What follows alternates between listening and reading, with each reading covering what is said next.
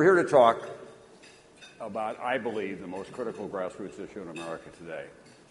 It's not just how you find a job and get enough jobs to cover the people who don't have them, but how we prepare this country for the future and restore a sense of confidence.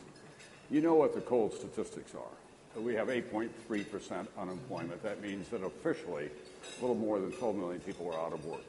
But we know that it's much larger than that. It's about 20 million people who are either out of work or who are underemployed. And an untold number of other people who are coming of age and coming into the workforce don't have the confidence that we could have at one point in this country, that they will be able to find a job that will allow them to maybe own a house and educate their children and fulfill the essence of the American dream, that every succeeding generation will do better than the last one. So having a job is not just about economic security. It's also about emotional security and cultural security for this country.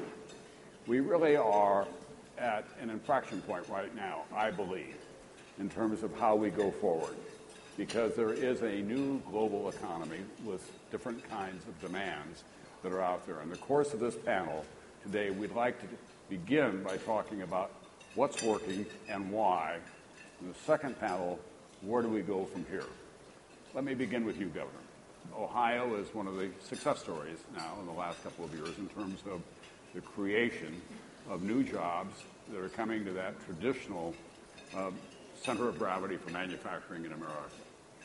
How much of the success that you're having in Ohio is a result, however, of some federal assistance for the automobile industry? Because so much of what goes on in Ohio is tied to the auto industry. Right. Well, we're up 122,000 jobs, and the auto industry job growth is 1,200.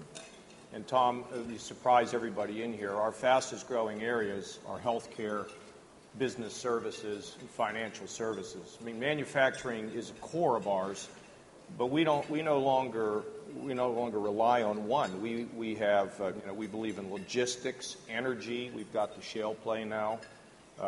IT is really growing. We just got IBM going to announce a data analytics operation in Columbus.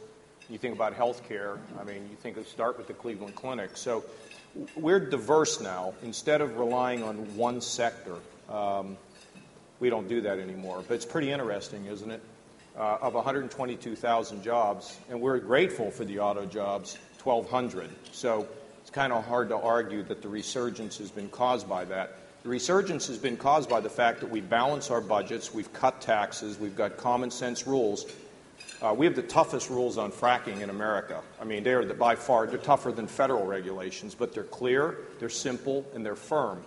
And but we've made it safe for people to invest in Ohio. And think about it, we're within 600 miles of 60% of the country, and we're diverse with all of our great cities, and agriculture is another staple. I'll tell you what our biggest challenge is. We are trying to, and we have been fighting now for a year, to try to get these people's skills matched with job opportunities. The biggest problem we have right now is that companies will not forecast their needs to the government. And think about it. I'm from the government. I call up Microsoft and I say, hey, tell me what you're going to need over the next 5 years, and probably you hang up the phone on me. Oh, another government person wanting to call me. But we have to convince business that it is worthwhile to do forecasting, because once the forecasting is done, then we can begin to change the academic system, which is pretty inflexible as well, to start driving people towards their God-given skills and gifts. And so if you can forecast and move academics to be consistent with training people for what they were born to do, you got your problem solved. But it is a huge challenge for us. We've created a tool that we're sending out to businesses, and we want to get there before anybody else does, because it will be a tremendous benefit to my state. Brad, what about that? What about Microsoft, big corporation, big driver of the American economy, working more closely with governments on forecasting and what your needs are going to be and how you can help them in states like Ohio? I think you raise a valid point. I think companies are reluctant to share information. To be honest, it takes a little bit of courage, because when you share it with the government, you're probably sharing it with your competitors too. We've overcome that in recent months by saying very clearly, you know what, we have 6,000 open jobs in the United States today. The number of open engineering jobs that we have in the United States today is 34% more than we had a year ago. And we will sign up for the studies and endorse the studies that have been done that basically say our economy between now and the end of this decade is going to create twice as many new jobs that require a computer science degree as our universities currently have the capacity to fill. And I think that what is true at Microsoft, frankly, is true across our industry. Here are a couple of other numbers to keep in mind. There are 3.8 million jobs that are available in America right now. They can't be filled because there's not a requisite skill set to fill those jobs. 40% of graduating high school seniors who go off to college have to take remedial courses in science and math and even reading to get up to speed. Sandy, you have one of the most successful community colleges in the country, 70,000 students altogether, 95% placement. I was in Southern Ohio, John State, a couple of years ago with one of my colleagues here, Claire Duffy. We were at Gateway Community College. You're familiar with that. And what a number of manufacturers did in Southern Ohio was go to Gateway and say, here's $28 million, build us a job training center, which they did. I've been saying ever since that experience, and because I know what you're doing, if you could go long in any investment in America, I'd go long in community colleges.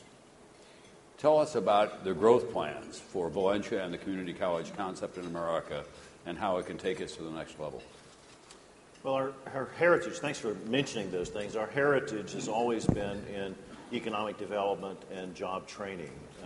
In different states, systems of community colleges grew up from different motives, but most of them have a strong economic orientation. And the programs that have succeeded most dramatically are the ones where our relationship with industry isn't so linear. In other words, a notion where a company puts out a job order and someone's supposed to fulfill that order is probably not the best way to think about it. The partnerships that have worked are much closer and deeper than that. And while a major corporation might be nervous about sharing their data with a governor or a Bureau of Labor Statistics or someone like that, they work personally and directly with us every day.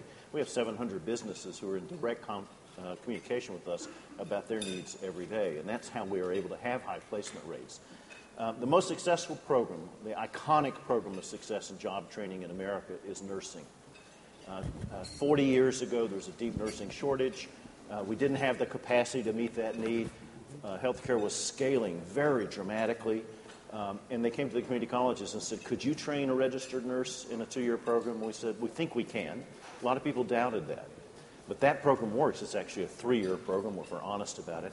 But we're producing 25,000 a year. And look at the characteristics of the program. Every student gets a job, every graduate. Graduation rates are high. Placement rates are extraordinarily high. Salaries are high. And both the graduate and the employer are happy with the results. But the program's designed in a unique way. It's highly structured. It speaks to well-articulated standards that are expressed in a test that every nursing graduate has to pass. And there's clinical internship, work experience, almost from the beginning of the program. And I believe that's probably the point around which we ought to organize education going forward, is every student should also be a worker gaining experience while they study. Dr. Roden, do we have to rewrite the American Compact when it comes to the idea of higher education? The goal has always been, I want to send my child to college. You were the president of Penn, an elite university. You now run the Rockefeller Foundation. Given your experience in those two very, very powerful and influential organizations, as you look at the future of American education, do we have to change the formulation so that we fit the needs of society and also a lot of young people who are coming out of high school, probably not interested in going off to spend 4 years in college and ending up with a degree, in mass communications? Well, we have to fit the needs of the students who are graduating. There's a shockingly low job placement rate among college graduates this year, and that is the harbinger of a wake-up call, I think, for higher education as maybe never before. That, I imagine, and the cost of higher education. So what you've been talking about here says we need to fix the supply side. That's the community colleges doing the great things that Sandy is talking about. That's universities offering the kinds of careers that really do purpose their students for the world of work. And that's IT and computers and entrepreneurship and the kinds of things that are going to drive this economy and the global economy. But the demand side needs to be fixed too. So businesses are not doing the same amount of training they did. Sandy talked about linking to community colleges, but that's a far lower trend than there ought to be. Very, very few current workers say that they get retraining from their businesses. So the demand side needs work too, and then the match. One thing that we can do, and where I love the idea of government actually getting involved at the state and local level, because we think that's where so much of the energy is, the governors, the mayors, who really, whether they're Republicans or Democrats, are entrepreneurial, they're innovators, they're fostering the work. They could be, among others, a way to match the supply and demand more effectively than we're currently seeing. Otherwise, I think that we're not going to fill the kinds of jobs that we need, and we won't be able to restart the economy as effectively. Walter Isaacson, at the end of the line here, you're on the board of Teach for America. That's gotten a lot of young people into the teaching profession and found a way for them to escape as they come out of college, if you will, the kind of tyranny of the rest of the workplace here. You and I were talking earlier, can we take the Teach for America model and expand it so that other kinds of training will become available to young people, and at the same time they can provide some public service to their country? I think that would be a remarkably good idea for a variety of reasons. When Wendy Kopp created Teach for America, it was a way to say we're going to tap into the spirit of idealism, the spirit that Ariana talks about, to both serve but to be in a place where you get to learn something. That's a 2-year commitment of national service. You could certainly do it for people who want to be lawyers, people who want to be health professionals. You could have a health corps and a lawyer's corps and an engineer's corps, and there's a Code for America that's already come up for people who want to do coding.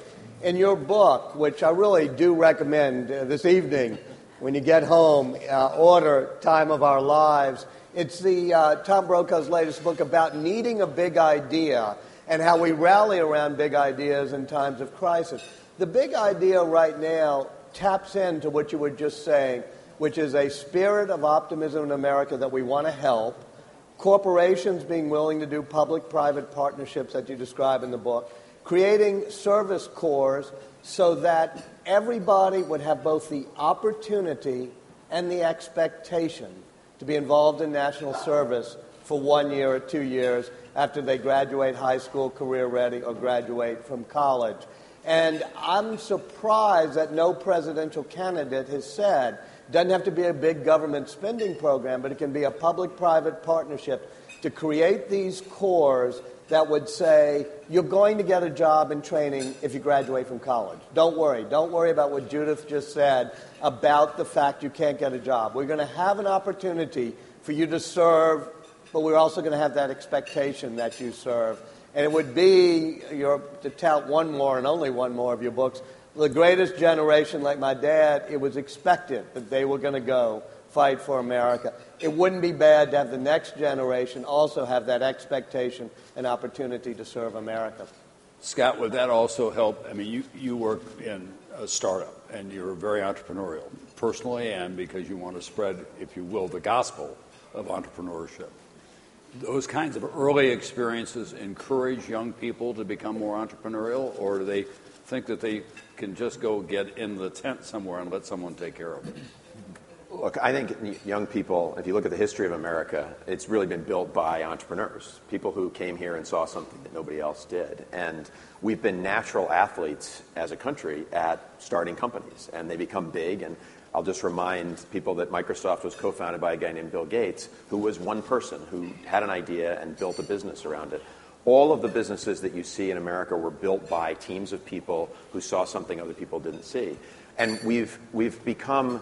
I guess we've expected it to just happen. But the reality is that the rest of the world is figuring out how to build companies, and they've looked to the United States, and we've got to step our game up in a big way. And so a lot of what we're doing around the country is focused on building new startup communities around the successful entrepreneurs that are here in Tampa. There's a whole bunch of them downstairs in this building at an expo that Huffington Post put together. They're in every community around the country. And one of the challenges that we have is that young people are not necessarily being plugged in. So when we look at universities, for example, the successful ones are finding ways to get undergraduates as internships at startups. Nothing on taking an internship at Microsoft, and Microsoft's a huge public-private partner of Startup Americas, but it's a different experience. And if you look at the success of our economy, that startup economy is what drives it. And it's those early experiences that young people have, to get back to your question, about building something, being a go-getter, deciding to go after the things that they're interested in and pursuing those things in a context of building a company.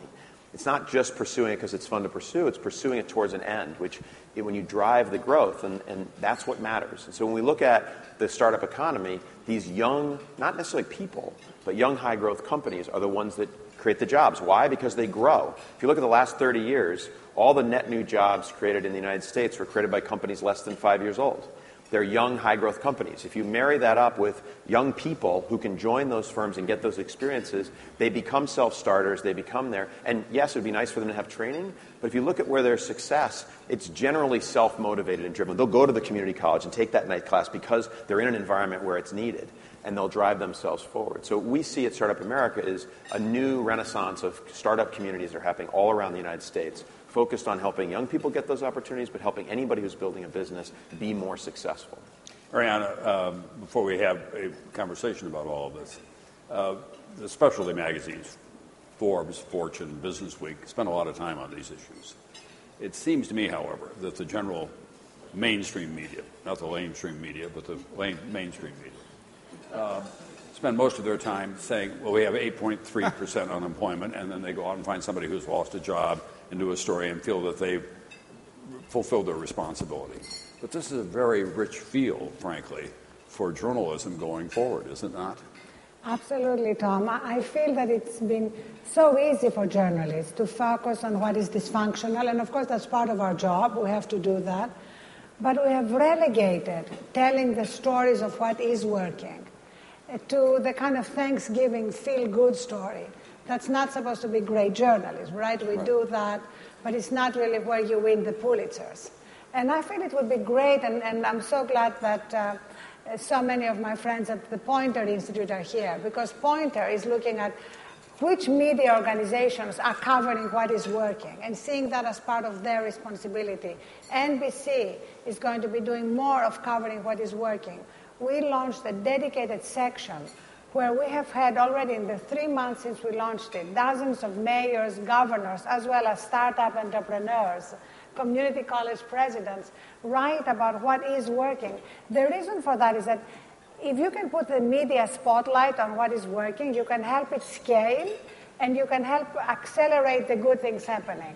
Because as Scott said, a lot of good things happening, but they're still too small. You know, we need to kind of put more oxygen, the oxygen of public opinion and attention, to help them grow. Just to add to that, one of the things that we see in a lot of the communities is that lack of celebration of successes. If you look at the successful ecosystems around the country, a place like Silicon Valley, New York, there's a constant stream of celebrating what is working in a big way. The more we can do that, the more it inspires young people to get involved and inspires others to take a risk. Governor, you obviously, in your appearance last night and here again today, talk about the successes that you're having in Ohio. How do you take that to the next level in terms of, for the people of Ohio and especially for young people coming up, and should there be a greater investment in all states in more community colleges and technical training for people who don't necessarily want to go off and get a four-year degree? Well, for sure. But we have a 10% graduation rate nationwide in community colleges. So let's assume that 20% more people who just go in for something or other in their job. So we have like a 70% failure rate, okay? I went to Ohio State. It's starting to change now, but the first time I saw a guidance counselor was the week I enrolled, and the next time I saw the guidance counselor was the week I graduated.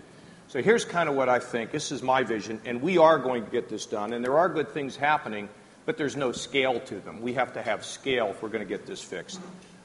First of all, we passed the third grade reading guarantee. We're going to end social promotion. If you can't learn to read by the third grade, and we're going to intervene in kindergarten, we're going to put you in the fourth grade, you're going to drop out when you're in the 10th grade. So we've got to make sure that kids can read, and there's some standards there. We just invited Teach for America into Ohio for the first time, and we're thrilled with it. And we just created an incumbent worker program. We're going to give money to companies to match ours so we can keep people on the job. But here's, Tom, what I think we need to do. This is just my old idea.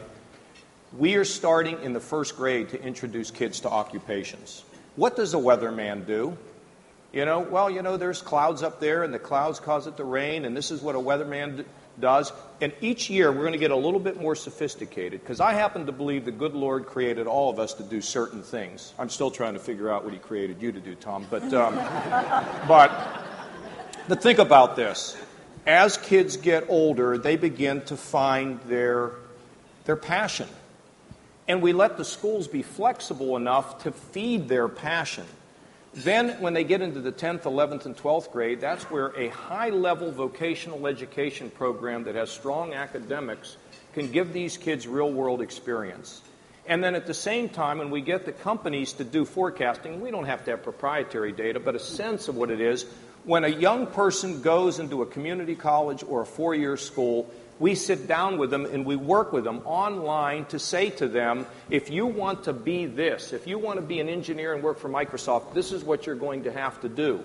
And if academia is fully integrated with the business community, then from the beginning we can begin to train people for their passions, their skills, their gifts, and all the way through. And then when they're done, when they graduate, they're going to have a great life. And I think it's even more than what you said of moral happiness. I think it's being able to figure out their God-given purpose. These nurses that work in these pediatric wards, you've got to be kidding me. If you don't think that's a gift, So that's what it's about. So people can find their way through life and be energized and feel good that they are making a contribution to our society in whatever it is they do.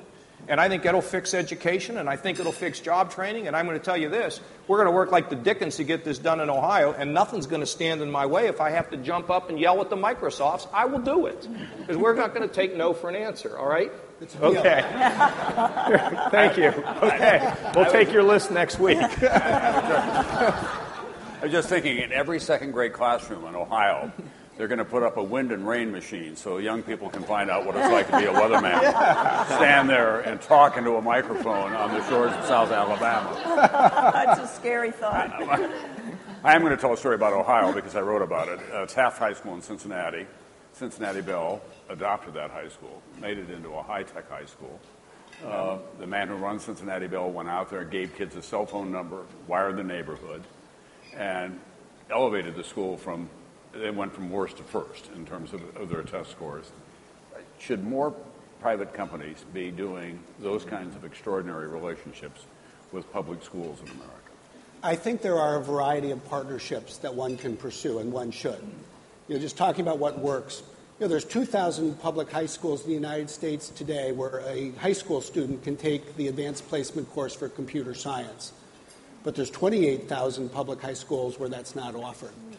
One partnership that we've been a part of that our employees really invented was to get engineers who are employees team teaching with a teacher to teach the AP computer science course, do it for a year, and then the teacher is qualified to go on and do it the next year without the help of these employees. I think another kind of partnership that I'm very excited about is one we have in Washington State. We recognize that we have this shortage of new college graduates in STEM disciplines and in healthcare.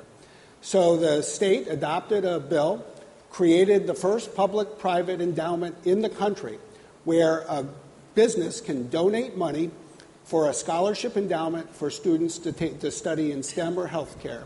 Our goal is to build $1 billion endowment by the end of this decade, and Microsoft and Boeing each contributed $25 million apiece to get it launched. So we start with $100 million out of the gate. I think the basic principle is use business people to bring subjects to life in high school and then partner with community colleges and colleges to expose students to the kind of work-study opportunities that really excite them to stick with STEM, and to provide the financial resources so students can get through college faster. Sandy, should there be something? Oh, go ahead, Judith. No, just one of the things we're supporting and we see all around the country is that communities, cities, communities all around the country are developing their own ecosystem around this issue.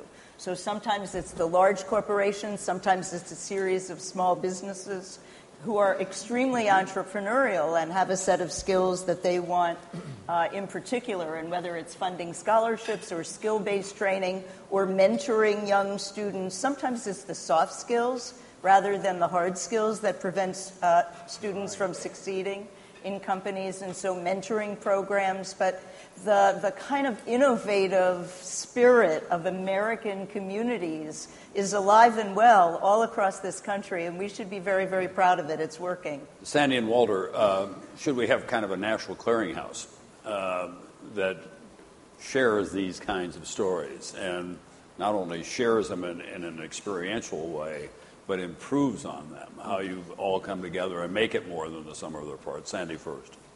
I think within higher education, those sorts of things already exist. The problem is that they're just within higher education. They don't reach the business community. So things like Achieving the Dream, the Lumina Foundation, and Gates' underwritten initiative do exactly that sort of thing. We learn from one another. But I don't think the message is penetrating the employer community. So the kinds of examples there really have to be smart talent management strategies for forward-thinking companies. And those who think that way will engage in just those kinds of partnerships. We have one in Orlando now. It's a perfect example of what you just described. Northrop Grumman does laser photonics and optics work in town. Very hard to hire those people. Over the past several years, we've built an academy at the high school level between Northrop Grumman, Wekiva High School in Valencia. Those students come in now as a cohort to an Associate of Science degree with 47 semester credit hours of college completed at the point of high school graduation, so they're accelerated. When they finish, by the way, they're interning at Northrop Grumman all through this. When they finish, they're employable to Northrop Grumman or many of the other defense contractors in town, and they go on and pursue an engineering degree at the University of Central Florida. So we've got the ecosystem of higher education, K-12, and employer working together from an early stage. Will you move to Tom, you move to Ohio? Or can I? I got an idea. Do you have it, Beth, too? Yes. We'll talk to you. Tom, your question is incredibly important because everybody on this panel and half the people in the room could give 100 examples. In New Orleans, when we reinvented our school system after Katrina, and fortunately I think we've survived this storm, it was always bringing public-private partnerships in, have charter schools run by Likes Line to do shipping or creative people. What Judith Roden and the Rockefeller Foundation do so well gets to the heart of your question, which is not just a clearinghouse, but how do we bring to scale things that work so that it's not just a whole lot of random people doing really cool things and don't know that a cool thing is being done upriver in Baton Rouge or across the bayou in Bogalusa or something, and they all are working together. And the Rockefeller Foundation has given, as the Aspen Institute to do, and we are doing in partnership with you, that sort of thing about figuring out what's working in communities and bringing it to scale. I don't mind saying it at a Republican event that Melody Barnes has joined the Institute basically to run the Rockefeller-funded program at the Aspen Institute to say, all right, we've heard 100 examples, but how do you really bring something to scale in this country instead of having 1,000 people doing 1,000 things in 1,000 communities? Scott, in your startup and in the field in which you work, obviously, takes pretty high bandwidth to do well in the new startups, for example, in computer technology and so on. I had a young man who worked for me this summer in Montana who is a Nadam. He's a member of the Cheyenne tribe. And he was the best summer hire we've ever had. And I said to him at the end of the summer, what are you going to do now, Tristan? And he said, well, I'm in my second year of being a diesel mechanic. And I gave him a high five. We can't forget the people from the ground up in all of this as well.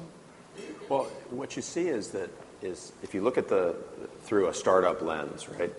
You look back at what are the opportunities. So I'll take your diesel mechanics. There are a whole new set of technologies that are coming out around making much more efficient diesel. I've met two companies, one working on an airplane engine that's a diesel engine, which has never been done before. Another company that's managed to get 30% improvement on fuel mileage with an adapter on a diesel engine.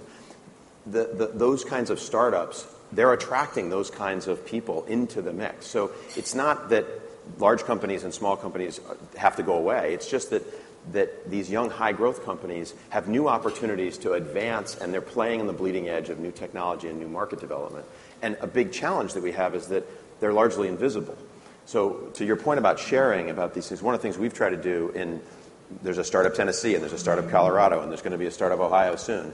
There's 27 of these all around the country. We've brought those leaders together to share what are the things that are working in the places that you're at. So if you've got great accelerator programs, or you've got great pitch nights to help startups grow, or you've got great relationships with community colleges and universities to create that kind of fully integrated program, let's get those out there so that places that hear about it in Orlando can figure out how to do it in Miami of Ohio.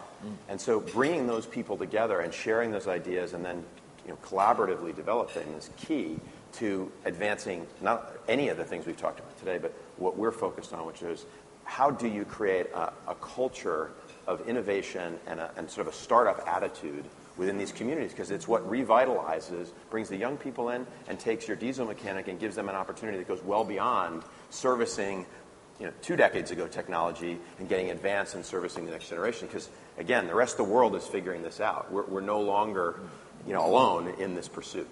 The rest of the world is a much different place than it was just 10 years ago, or when that guidance counselor was misdirecting you in your senior year at Ohio State. We have many more people on a smaller planet and a much higher commitment to higher education in places that were off the map not that long ago, John, when you were a senior at Ohio State. What about the place of make it easier for immigrants who come here or foreign students who come here and go to Ohio State and then go home and compete against us and in some cases beat our brains out? Well, they used to come here and, I don't know what the number of foreign nationals in the Silicon Valley starting companies. It's over 50%. And now they come, they get educated, and they go home because they think, take India, it's exploding now, and they're starting to get it. They still have huge problems, but they're now practicing free markets. And we better stop not practicing free markets. I believe, Ariana, what Michael Novak said, free enterprise without an underlaid conscience is bankrupt. But we better be careful that we're not snuffing all these businesses out with all these stupid regulations and bureaucrats, Scott, running around making it hard for people to start businesses. I wanted to make a point here. I think, Tom, I don't want to worry so much about them. Where entrepreneurship, in my opinion, has to go? Into the inner city. We have to convince African Americans that they can start and own businesses. And I was just laughing the other day reading that great article about Jay-Z, who's got a tiny little ownership of the Newark Nets, and he's running the whole goddamn place now. People like that, who have shown that they can come from the streets and have a tough beginning and then be able to become incredible entrepreneurs. We've got to get it into our schools in the inner cities, and we got to show kids that, boy, you can be what you want to be. And Ariana, I think it's critical.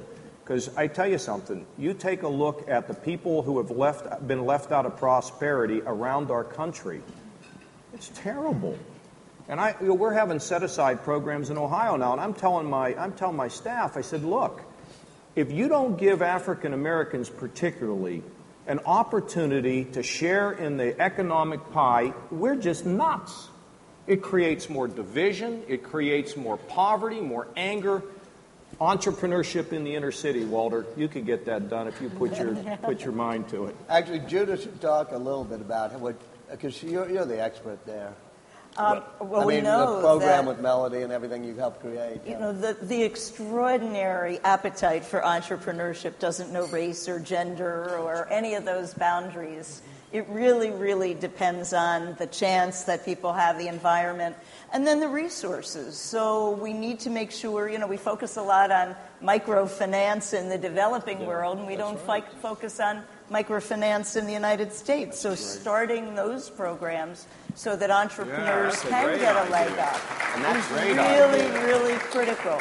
The other thing that when we want to create businesses that really are going to make a difference, I wonder how many of you know what the median number of countries that U.S. businesses export to?